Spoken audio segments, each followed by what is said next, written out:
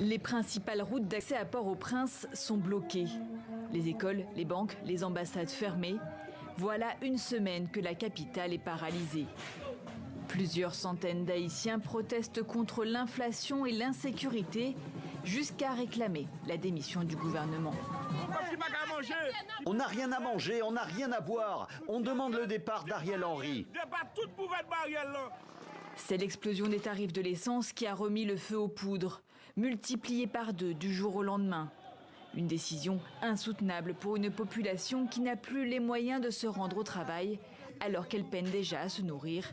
Les prix des aliments de base ont doublé en un an. Le Premier ministre n'a visiblement pas trouvé les mots pour les convaincre de revenir au calme. Dans son allocution, il semble même minimiser la colère des manifestants en accusant les gangs armés qui terrorisent le pays.